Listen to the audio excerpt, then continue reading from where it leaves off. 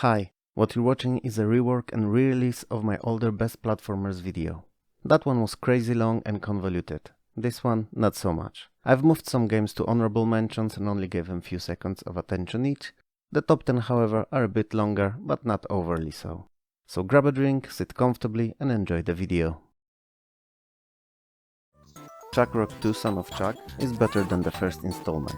It's set in prehistoric times and looks and sounds great. On top of that, it's also a very competent platformer. Fun title to waste some hours on, clearly based on the Flintstones cartoon.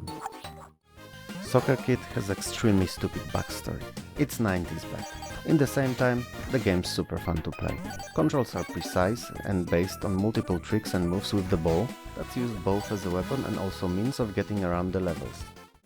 The Great Giana Sisters was a groundbreaking game on C64, not so much on the Amiga.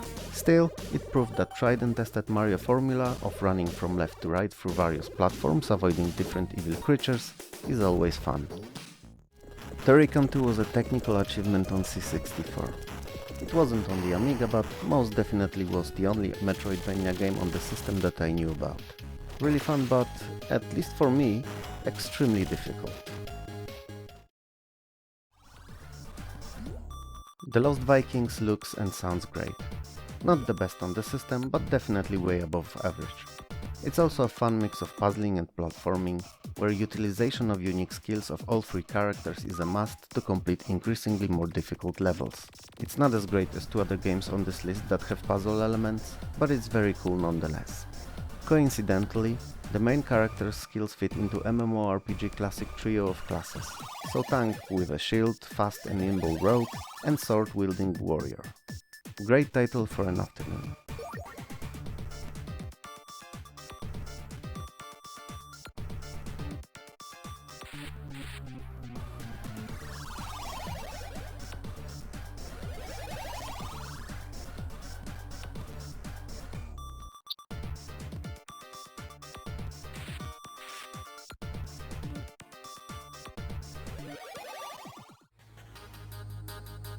I always considered Lionheart to be a better graphical benchmark, a baseline on the Amiga that other platformers were compared to than the Shadow of the Beast series were.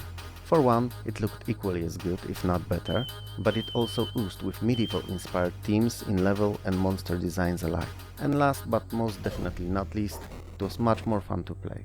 The title animation is also really cool. It's not the best game on the system, but easily one of the top 10 platformers.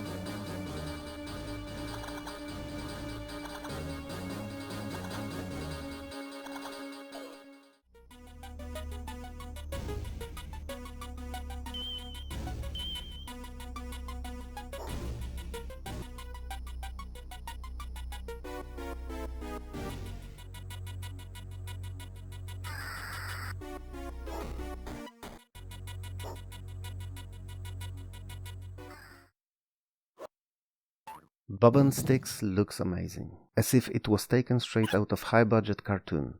All the characters, be it main, side or enemies, are beautifully animated and made out of huge sprites.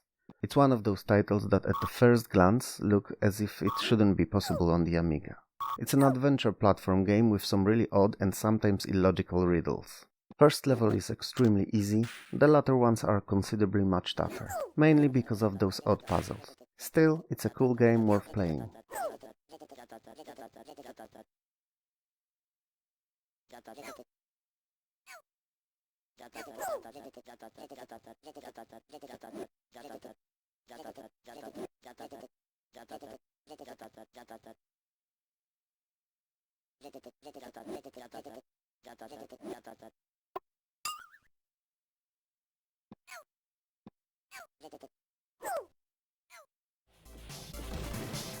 Yojo is an interesting, if a bit underrated and often overlooked title.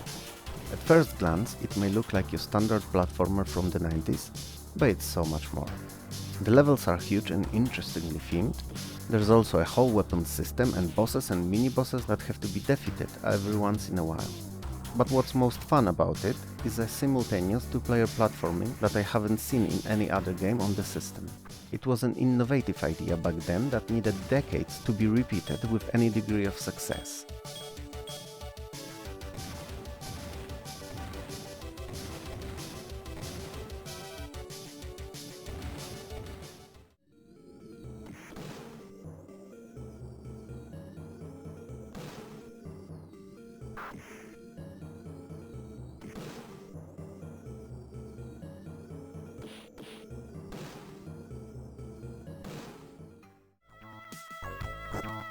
Benefactor is a hidden gem made by Psygnosis.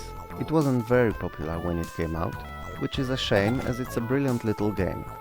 It's a mix of puzzling and platforming that's one of a kind and worth checking out. The difficulty curve is steady, and it's one of those titles that are easy to get into, but tough to complete. Pretty pixel-perfect graphics, catchy tune, and tons of fun. A great addition to any Amiga collection.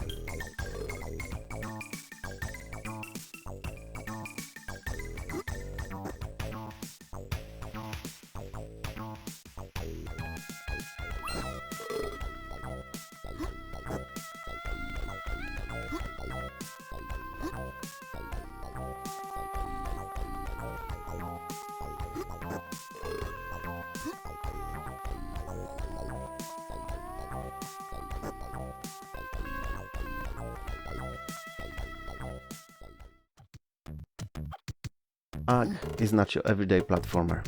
In fact, you don't walk or run around platforms. Instead, you're a pilot picking up and delivering passengers between them.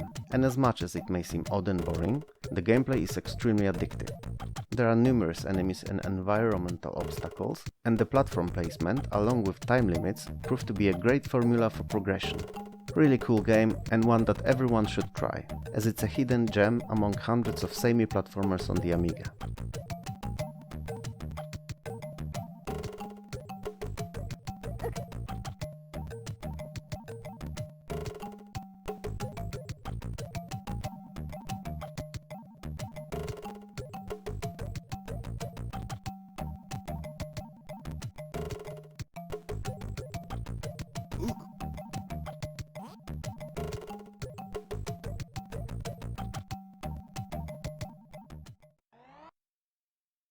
Ruff'n'Tumble is a game that I thought console games looked like when I was a kid.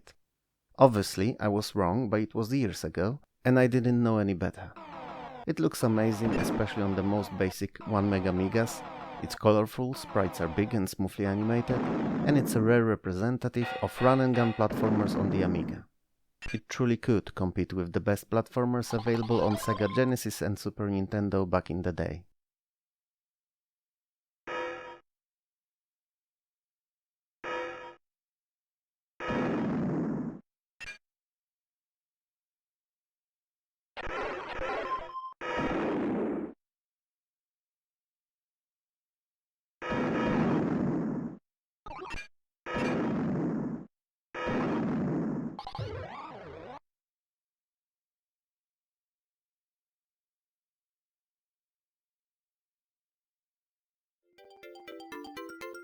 A perfect arcade port to the home system if there ever was one.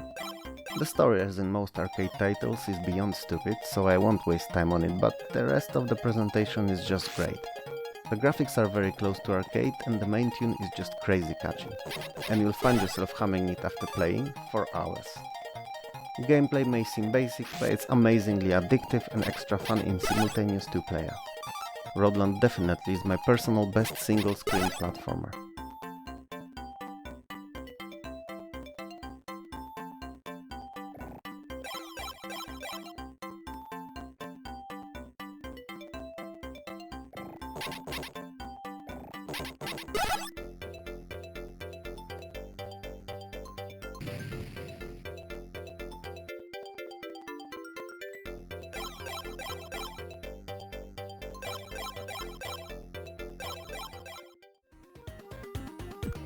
The most innovative game on this whole list.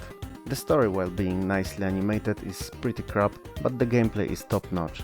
It's based on the premise of controlling 4 differently colored and skilled furries that had to get through close to 100 levels in many differently themed worlds by utilizing those unique skills. There are some heavy puzzling elements in the latter levels, but the difficulty progression is pretty fair. Additionally, secret, hidden bonus areas are in every single level, which encourages discovery.